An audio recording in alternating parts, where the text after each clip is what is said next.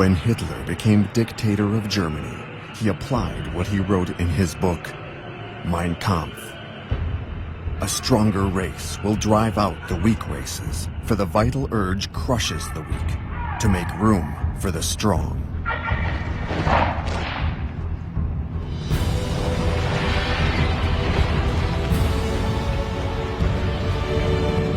How did Hitler manage to take power and become the supreme leader, the Führer?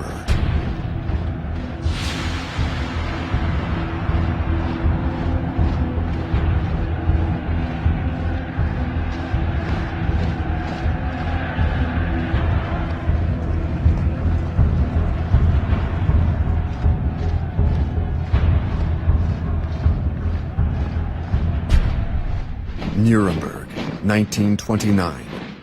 The Nazi Party Congress is the real beginning of what German playwright Bertolt Brecht will call the resistible rise of Adolf Hitler. The devastating new economic crisis originating in the United States has caused havoc throughout the world, particularly in Germany.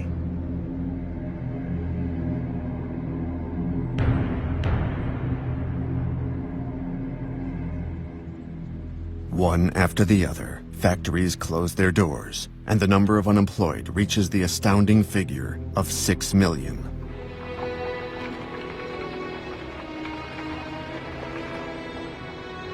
Out of despair, many Germans turn to the Nazis, or to the communists, who also have their paramilitary troops, complete with uniforms.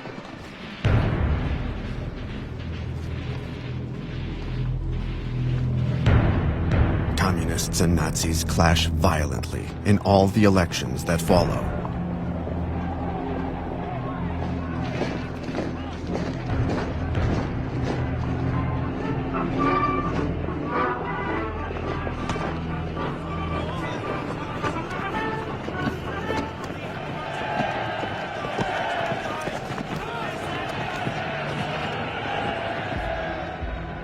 Hitler provokes disorder, while at the same time claiming to be the only man capable of stopping it.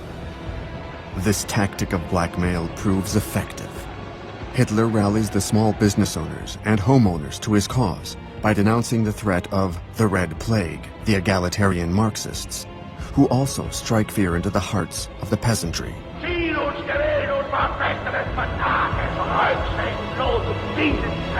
The result is astonishing. 100 elected Nazis enter the Reichstag, the German parliament. Hitler is now the leader of the country's second political party, after the Social Democrats. Yet the upper classes, who despise Hitler, aren't particularly worried. Stefan Zweig wrote, "To them, power had always been the reserve of the barons, the princes, and those with a university education. Nothing blinded the German intellectuals as much as pride in their culture."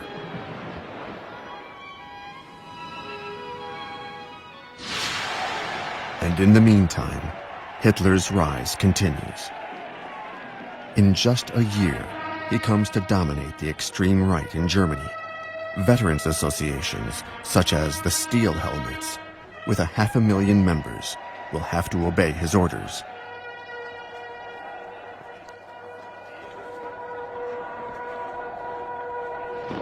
Behind his domineering posturing, Hitler hides a terrible secret.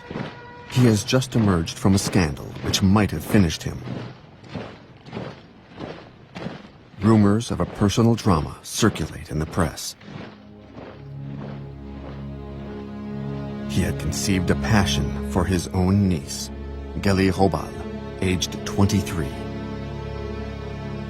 He loved her irrationally, possessively. She has just committed suicide. She was living with him in his Munich apartment.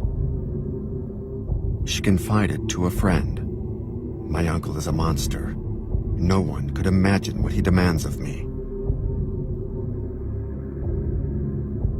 She wanted to leave him, and now she is dead. a press campaign is launched against him, accusing him of sexual perversion and even of having Gelli murdered. Extremely depressed, Hitler threatens to kill himself as well. His worried entourage decides to act. His photographer, Heinrich Hoffmann, introduced him to one of his secretaries. She resembles Gelli. Her name is Eva Braun. She's 19 and already quite worldly. She fits the bill. She's captivated by the Nazi Party leader's popularity.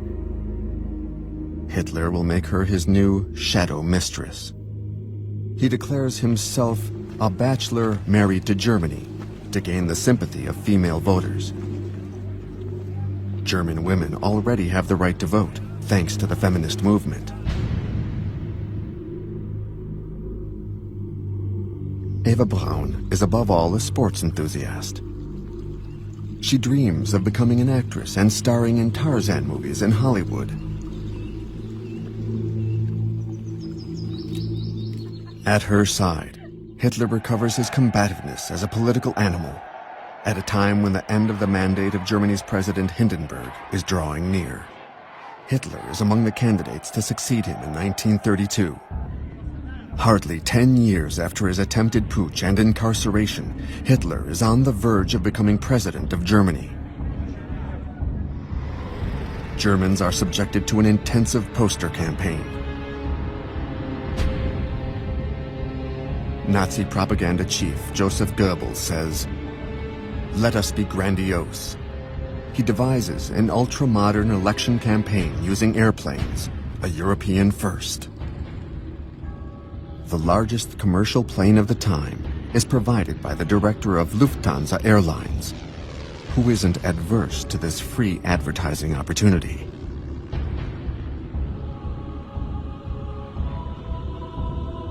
Hitler, wearing a leather helmet, sets off on a tour of some 100 German towns where he can gauge his popularity. His pilot, Hans Bauer, recalled, "We flew in all kinds of weather, even in storms. Canceling a rally was out of the question. People ended by losing their fear of flying." Hans Bauer's conclusion? Hitler contributed to the expansion of air traffic. Goebbels invents the slogan, "The Führer above Germany." He forges the myth of Hitler the Supreme Savior during these aerial hustings, carefully filmed and then projected all over the country.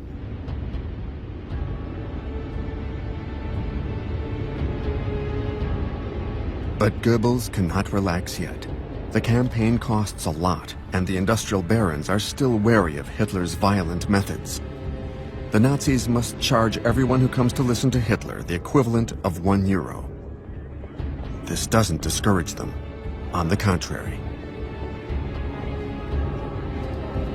A witness, von Spaun, describes his reaction. "I suddenly felt Hitler's eyes on me, and it affected me for the rest of my life."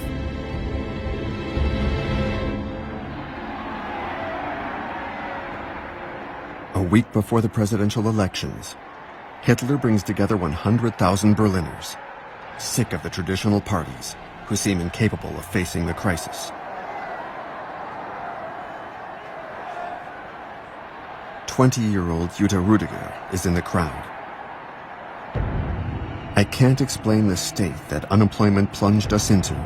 We really thought that Hitler alone could get us out of that misery." Sie reden nicht von den Zehntausenden, die Jahr für Jahr den Gashahn aufdrehen, nicht weil es ihnen zu gut geht. With his pseudo-social discourse, Hitler becomes a serious candidate for the presidency. The press have a field day. On the right, Hitler is seen as the prototype of the political adventurer. On the left, the insults are more personal. Hitler is described as a pansy, a half-mad cheater, a vain charlatan, a fake tough guy with a rhinoceros hide riding crop.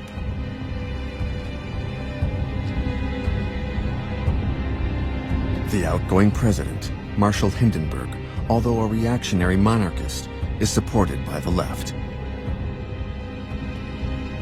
This paradox reflects the growing danger of Hitler's rise, as is hammered home by his most determined opponent, Social Democrat leader Otto Wels.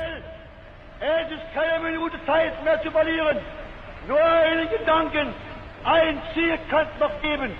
Der Faschismus muss geschlagen werden bis zur Vernichtung. Aus und durch für die Freiheit, die Republik und die deutsche Arbeit. April 10, 1932, the verdict is announced. Hitler will not be president. 13 million Germans have voted for him, a third of the electorate. It is enormous, but it isn't enough.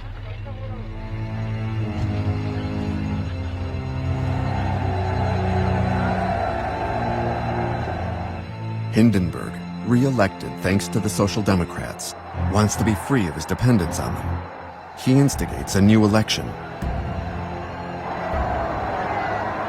And Hitler, continuing his resistible rise, starts campaigning again. As he gives 5 speeches a day, his entourage is reeling. One of his intimates says, "We were like seconds who have to get their boxer back into shape between rounds." But Hitler feeds off the crowds. He's carried away by his own virulence. Die Gegner werfen uns Nationalsozialisten vor und mir insbesondere, dass wir intolerante, unverträgliche Menschen seien. Wir wollten, sagen sie, mit anderen Parteien nicht arbeiten. Die Herren haben ganz recht.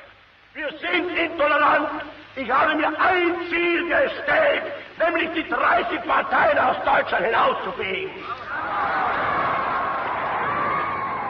For Hitler, the first party to eliminate in the 1932 election campaign is the Communist Party.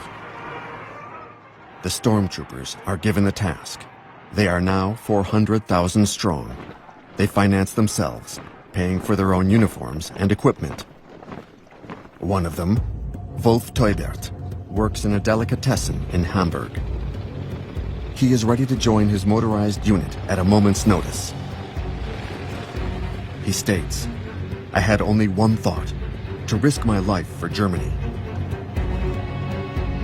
The humiliation of the Treaty of Versailles had made me a passionate defender of Hitler.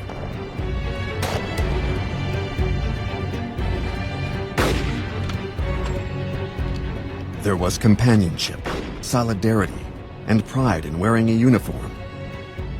We, who were ashamed of having been too young to have fought in the Great War, took advantage of our elders' experience.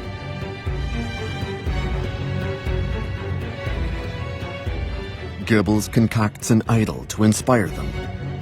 Horst Wessel, a petty crook from Berlin who became leader of an assault brigade. Killed by the communists a year earlier, he was made the Nazis' token martyr. Speaking at his elaborate funeral ceremony, Goebbels had compared this man's sacrifice to Christ's. He had these images filmed to depict Nazism as a devotional practice like Christianity. He had original music commissioned for what he called the last poem of the dead SA member, and made it the official anthem of the Nazi Party, the Horst Wessel-Lied, the Song of Horst Wessel, the credo of violence.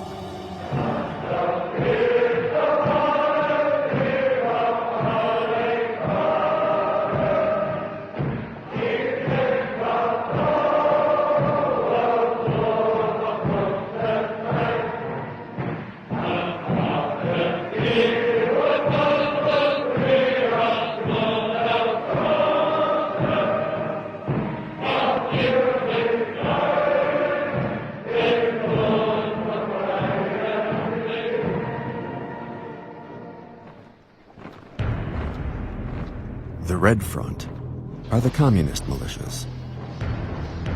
They always wear workers' caps and Russian blouses. All these militants, men and women, are inspired by their ideals. They too have their combat songs.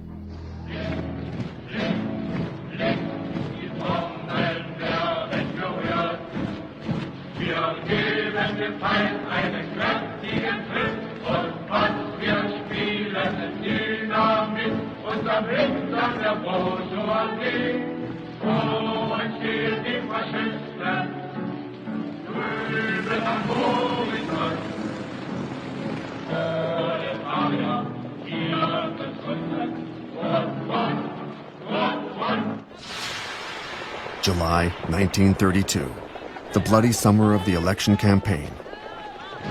The SA stormtroopers, with the complicity of the police, provoke street battles with the communists. 100 dead and 1,000 wounded is the toll among the communists.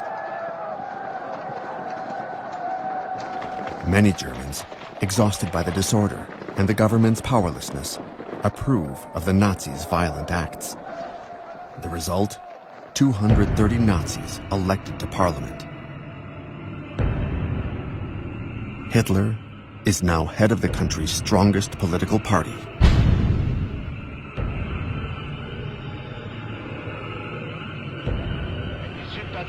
Power is within his reach for the first time. Quickly, however, euphoria gives way to disappointment.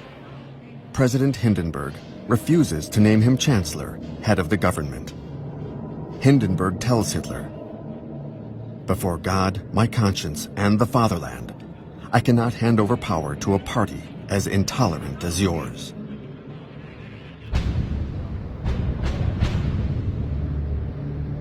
Nevertheless, Hindenburg offers him a role in the government. But Hitler doesn't consider himself an ordinary politician seeking a ministerial position. He wants all the power to establish a totalitarian state. In a few weeks, Goebbels, the head of the vast Nazi parliamentary group, succeeds in paralyzing democratic procedure. No majority can be formed. Now, Goebbels, smiling the malicious smile of his evil deeds, announces, "It's high time to dissolve this assembly, which no longer reflects the will of the people." Ich halte diesen Reichstag für vollkommen überfällig und bin der Überzeugung, dass aufgelöst werden muss, weil nicht mehr dem Willen des Volkes entspricht. Another election has to be called, the third within a year. It will take place in November. Hitler sees it as another chance to make gains. Die Energie und die Fähigkeit gehabt, von den damaligen 1000 Mann vor 10 Jahren bis heute 14 Millionen zu machen. Und ich werde aus den 14 Millionen die 20 und die 30 Millionen machen.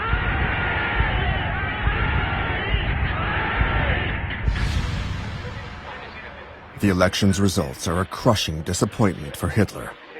Surrounded by his personal SS guards, he broods over his failure. He has lost 2 million voters and 40 seats.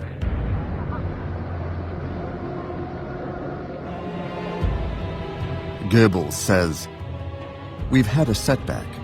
Hitler refused to enter the government, and the voters didn't understand why." With bitterness, Goebbels reads the foreign press reports.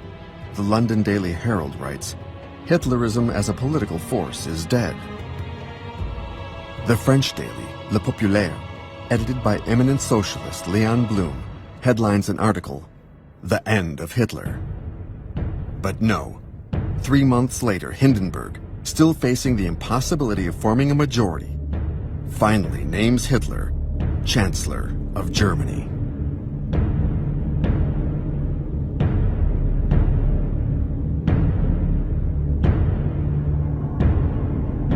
A student in Berlin, Sebastian Hafner, writes, "I've just heard the news. I'm frozen with terror. For an instant, I can physically smell blood and mud. I see something dangerous. like the big, dirty paw of a predatory animal raking its claws over my face. To achieve his end, the wolf disguises himself as a lamb. Hitler reassures Hindenburg by asking for only 2 ministerial portfolios for the Nazis. The Minister of the Interior would be a Munich policeman named Wilhelm Frick, with Hermann Göring at his side, also to control the police, 2 key positions. Hitler advances by subterfuge. His aim is to show that the most important ministerial positions have gone to a conservative, Franz von Papen, a former chancellor, and to the strong man of the extreme right, Alfred Hugenberg, Minister of the Economy and Agriculture, an aggressive and authoritarian hardliner. Hitler calls his government the Cabinet of National Concentration to make it sound like a nationalist coalition rather than a predominantly Nazi government. This very reactionary body believes it can control Hitler.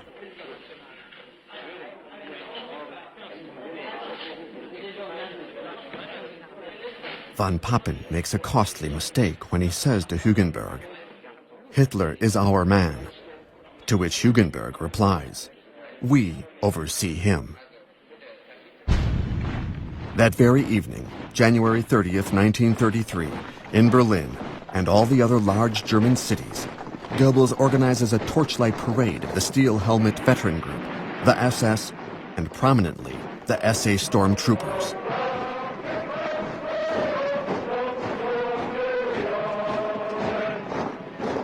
Goebbels declares that 1 million people marched in the parade, but the British military attaché estimates them at less than 15,000 marchers, made to go around in circles for hours by Goebbels. They pass under the windows of the 85-year-old President Hindenburg, who, believing himself in Verdun in 1916, says to his aide, "Our men are parading well. They've taken many prisoners." Hitler, at the Chancellery, receives a frenzied tribute. Louise Solnitz, a Berlin schoolteacher, says, "It was drunkenness without wine." She adds, "I heard people shouting, 'Death to the Jews! Jewish blood will gush under the knife.'" Goebbels concludes, "It's like a fairy tale."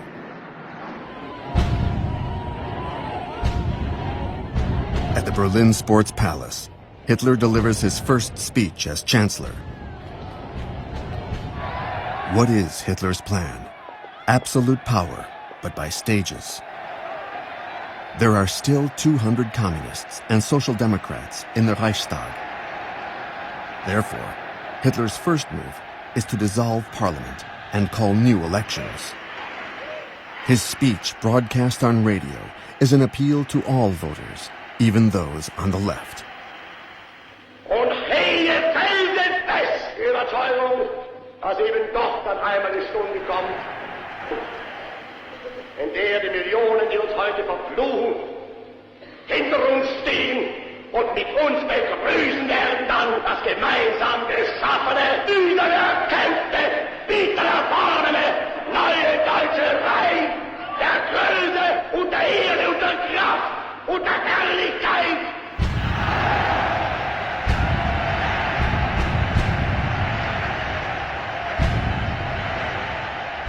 With this relatively conciliatory speech, Hitler continues to advance wearing a mask.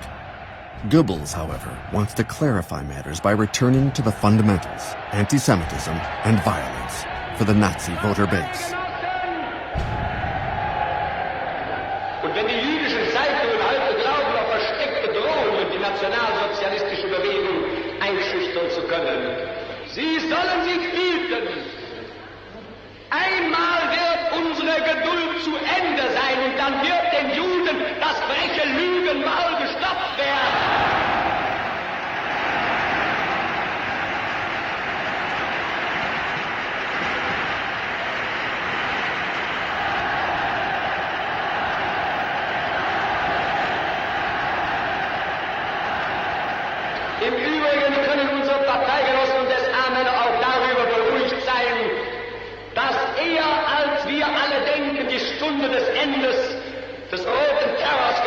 sein wird. Und wir werden den Herren vom Karl Liebknecht-Haus bald Töne beibringen, die sie noch niemals vernommen haben.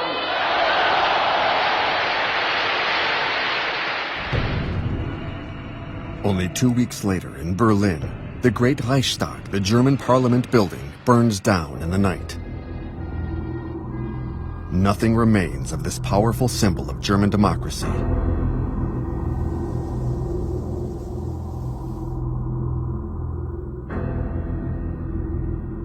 The investigation carried out by the police under Göring incriminates a 24-year-old Dutch communist named Marinus van der Lubbe, suspected of a heavy record of arson. Quickly found guilty, he is guillotined. Who will profit from this crime? The Nazis. Hitler and Göring raised the specter of a red plot.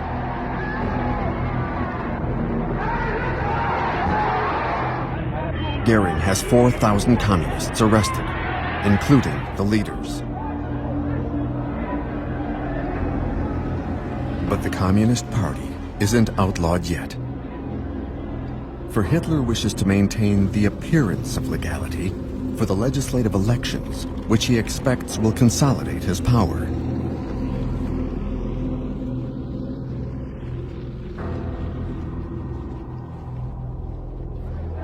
The Germans, fed up with election campaigns and disorder, see renewed action by the stormtroopers throughout the country to protect the population from communist attacks, as the Nazis put it.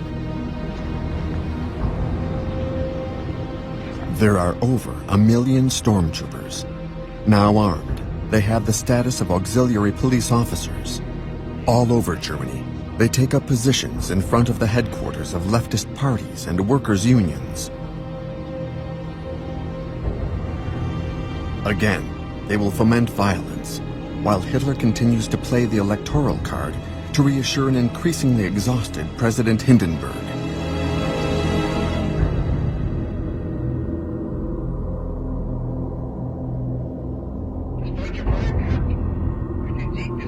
Göring, menacing in his Gothic-style armchair, fingering his dagger, gives his doctored version of the election outcome. Der 5. März bedeutet für einen Mann und eine Bewegung einen gewaltigen Sieg.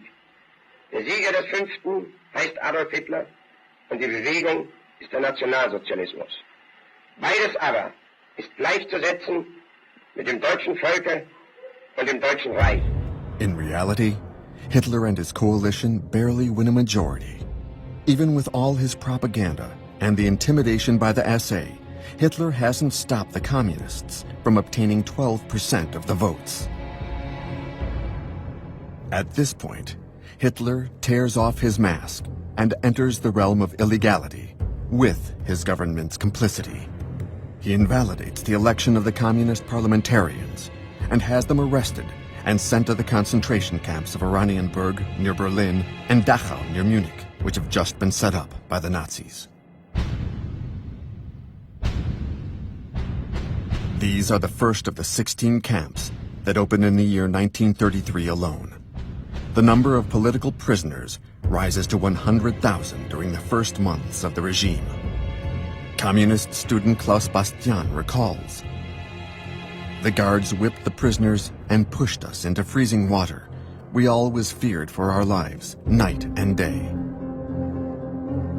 The Nazi version is that these parliamentarians, senior civil servants, and union leaders are being re-educated.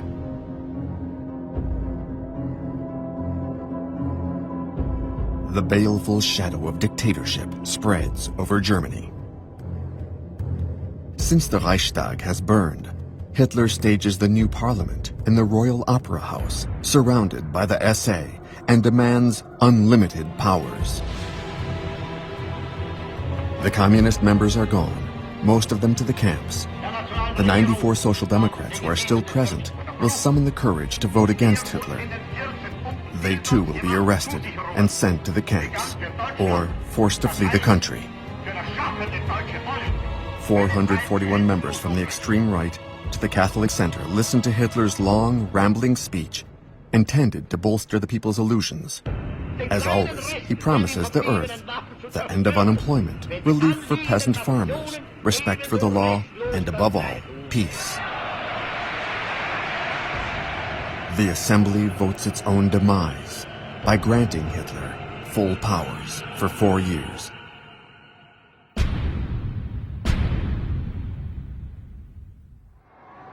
No longer can President Hindenburg contest the Chancellor's decisions. To the sound of cheers, democracy dies in Germany.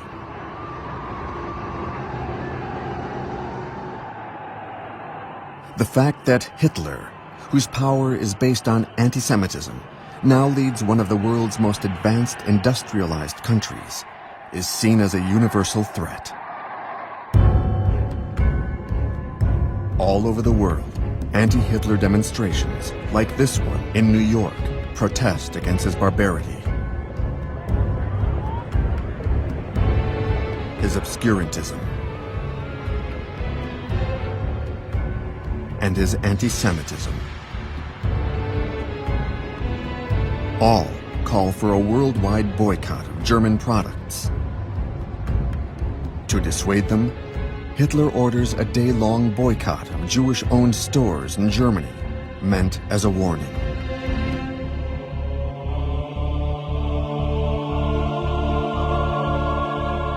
An amateur filmmaker, with the assistance of his wife, tests the determination of the Nazis posted in front of Jewish-owned businesses.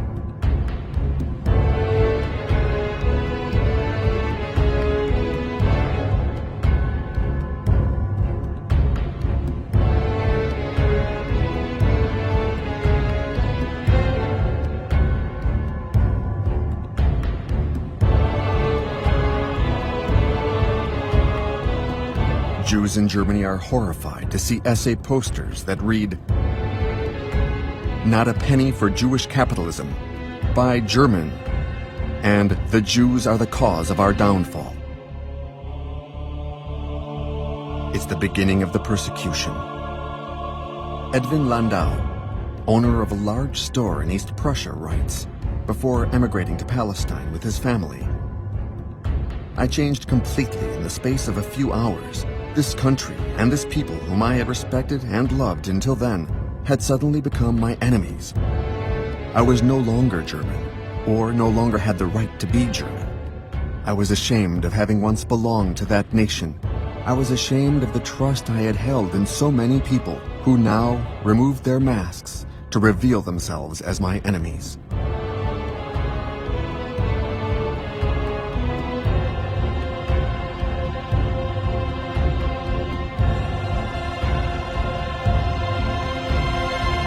Anti-Semitism had contaminated the universities.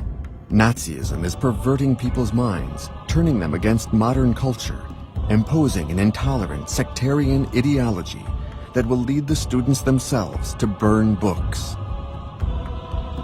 With the help of school children and directed by stormtroopers all over the country, they gather works from libraries, bookstores, and publishing houses that reflect what Hitler terms an un-German spirit. On the Nazi blacklist are authors Karl Marx, Sigmund Freud, Stefan Zweig, and 300 others, mainly Jewish or communist writers. 12,000 titles are condemned. Hundreds of thousands of copies must be burnt, and the stormtroopers prepare the pyres.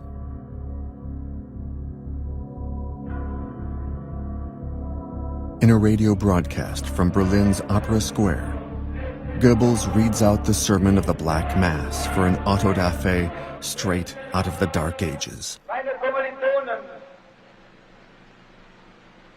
deutsche Männer und Frauen, das Zeitalter eines überspitzten jüdischen Intellektualismus ist nun zu Ende. Und der kommende deutsche Mensch wird nicht nur ein Mensch des Buches, sondern auch ein Mensch des Charakters sein.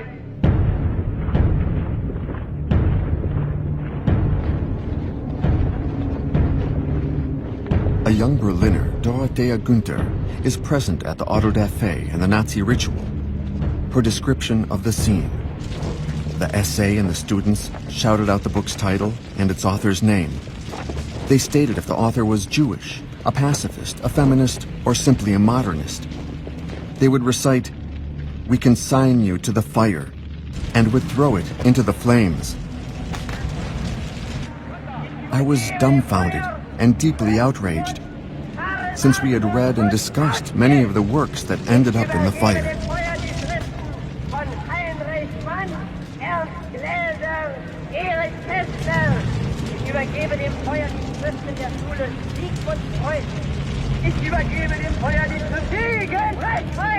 French socialist leader Léon Blum wrote, "What was needed in Germany was for the communists and the social democrats to fight together."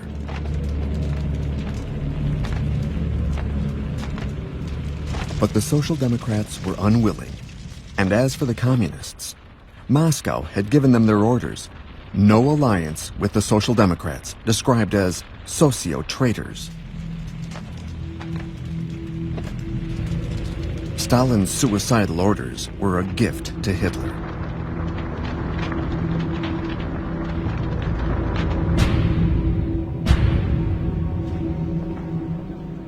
Hitler suppressed the unions. Now, on July 21st, 1933, he outlaws the Social Democratic Party.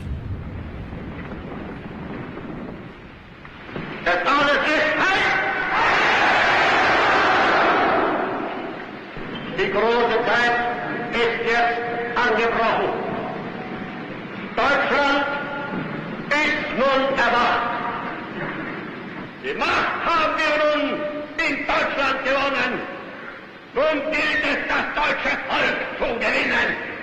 The German people, for their part, can go on vacation. Henceforth, the Nazi Party is the only legal party.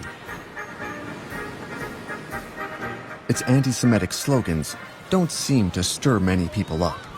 They are largely indifferent to the fate of their Jewish compatriots, who, after all, only number 500,000, less than 1% of the population. Half the German Jews would manage to emigrate. Gerda Blackman remembers, "We succeeded in embarking on the condition of giving up everything we owned."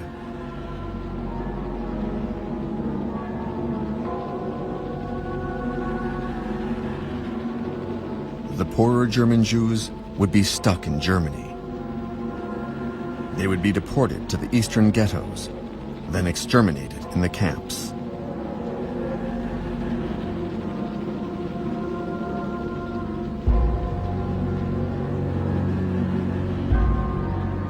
Opponents to the regime would flee, if they can, anywhere they can, especially to France, where they would later be trapped by the German occupation in the war and handed over to the Nazis.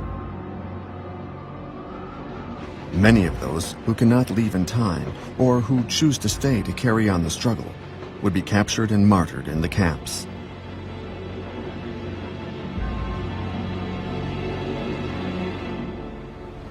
The vast majority of Germans would accept the totalitarian regime.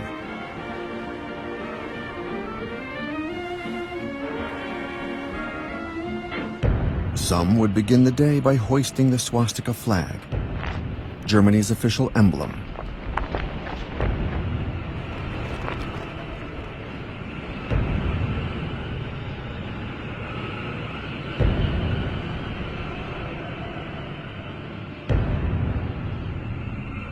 The others, now that Hitler had muzzled the press, would read only Nazi newspapers. Their daughters, too, would learn the compulsory salute. Their sons would enter the Hitler Jugend, the Hitler Youth Movement, which will hone their aggressive tendencies. At school, teachers would show pupils how to handle weapons.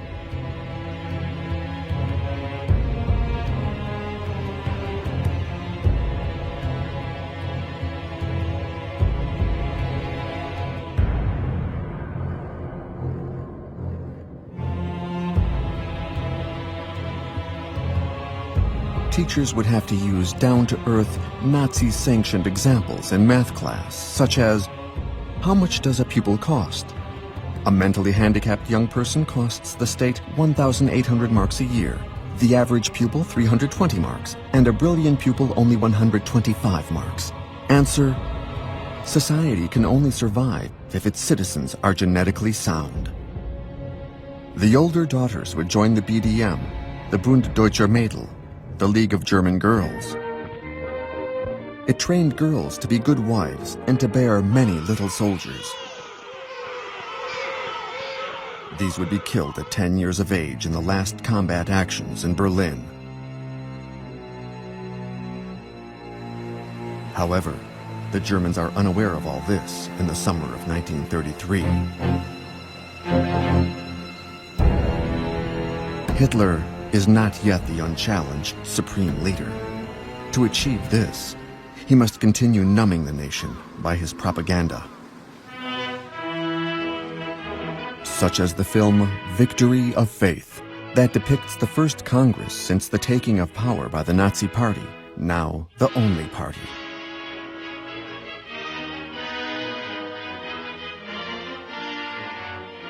Hitler is well served by the talent of the young director Leni Riefenstahl, who charms him with her energy and beauty. With clever framing and lighting techniques, she glorifies the new god of a new mystique, a mystique of race, of the leader, of power and its apostles. Like the most loyal of the loyal, Rudolf Hess, one of the writers of the anti-Jewish laws. Like Joseph Goebbels, under whom propaganda has become an important ministry. Like Hermann Goering, who will resuscitate German aviation. And like Ernst Röhm, head of that horde of fanatics, the stormtroopers. Nothing gives cause to suspect that this film would be banned a year later, because Röhm, even though he has been Hitler's accomplice since the failed putsch of 1923, will be denounced as a traitor. Perhaps because he is too close to Hitler, or because the SA is too big. With 2 million members, it is a force that rivals the army. Hitler, to gain the army's support, will bring them into line and eliminate Röhm.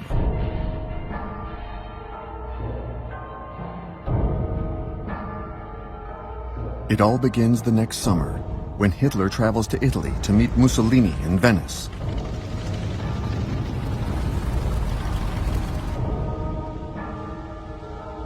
Hitler is impressed by his elder counterpart, his role model. He's seeking Mussolini's approval for his plan to annex Austria. Mussolini refuses. He doesn't want Germans gathering on his borders. He doesn't warm to Hitler, saying, "He makes me think of a talkative monk."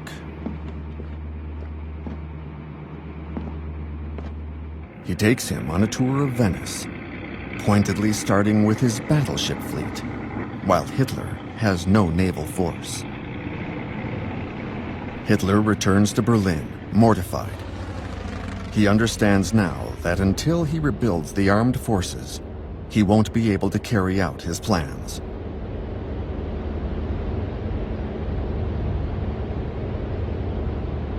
Hitler goes to observe the maneuvers of the Reichswehr, the German army, reduced by the Treaty of Versailles to 100,000 men, few in number, but very well trained.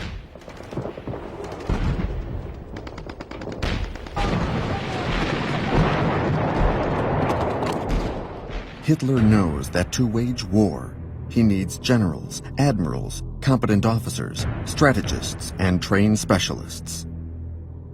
He's always promised to free the army of the straitjacket of Versailles and to restore its troop and weapon strength. But the generals want more, in particular to get rid of Röhm and his stormtroopers, who are in a position to supplant the army.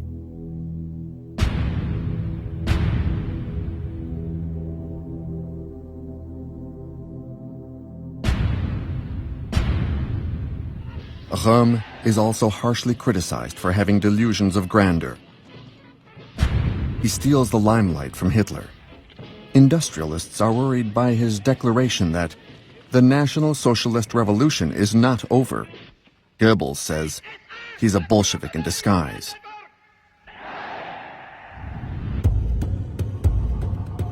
They've been partners in crime for 15 years, but Hitler's decision is firm: to eliminate Röhm, under the pretext that he has planned a coup d'etat. Hitler chooses his executioners: Himmler, head of the SS; Heydrich, head of the Gestapo; Sepp Dietrich, a former butcher who heads the Führer's bodyguard. Between June 30 and July 2nd, 1934, a period that Hitler calls the Night of the Long Knives, the SS murders Röhm and 85 other potential opponents and embarrassing witnesses of Hitler's past.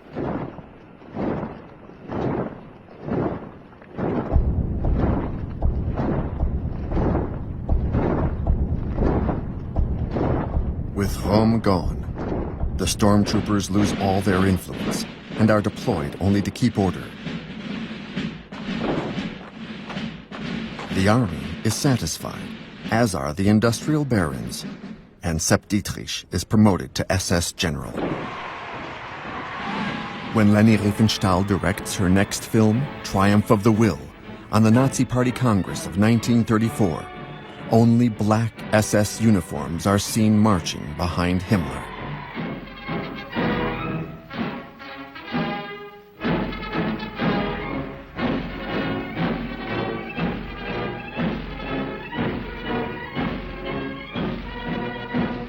Hitler is now alone at the top of the pyramid. A month after the Night of the Long Knives, the last president of the Republic, Marshal Hindenburg, dies at age 87. Democracy has been dead and buried for a long time. Totalitarianism continues its implacable march. Hitler becomes commander of the armed forces. His power is absolute. All the soldiers must swear an oath of loyalty to the Führer, our leader, and the leader of the German people, Adolf Hitler. Adolf Hitler!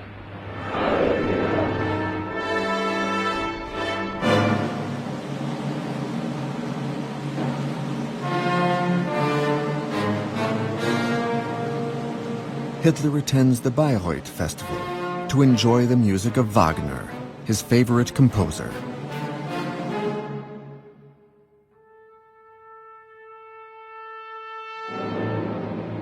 The composer's daughter-in-law, Winifred Wagner, who supported him during his difficult beginnings, welcomes him now as master of Germany. Hitler can now look back at how far he has come. He's achieved the demented dream of his youth: to incarnate Rienzi, his favorite Wagnerian hero, who sacrifices himself for his adoring people.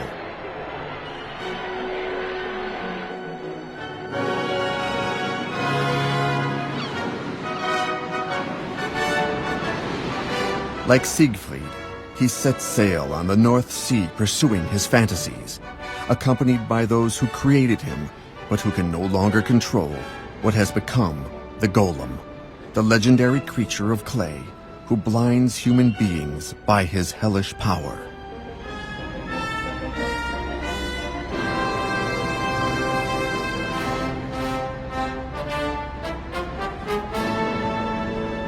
Hitler will first appropriate the successes of the Weimar Republic, such as the famous Autobahns, which will become showcases of the Nazi regime.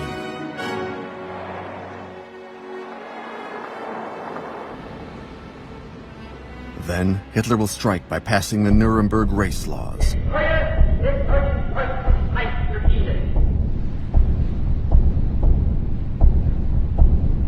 He will burn synagogues to the ground in the Kristallnacht pogrom, prelude to the final solution.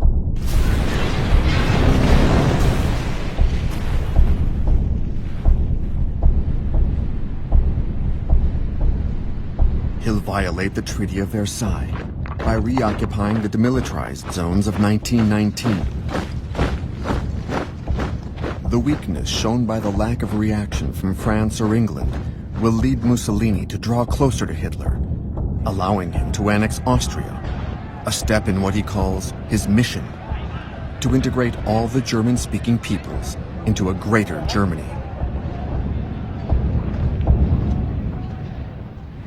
He'll intervene in the bloody Spanish Civil War, sending his bombers to annihilate the population of Guernica, ensuring victory for Franco's fascists over the Spanish Republicans.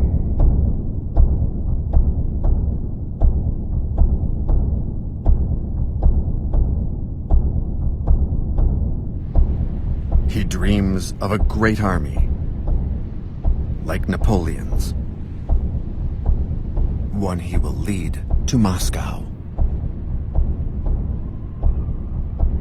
All the while proclaiming his desire for peace.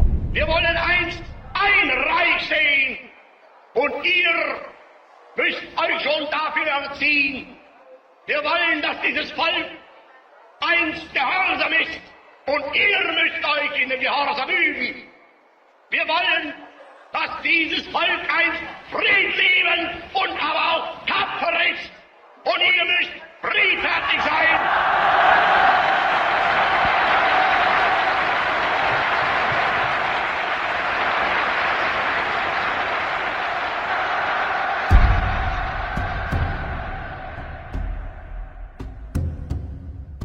The Germans, drained by bombastic speeches and showy demonstrations, will lose contact with reality. When Germany is ready, Hitler, obstinate and ferocious, will drag it and the world with it into a long night, peopled by the ghosts of over 50 million dead.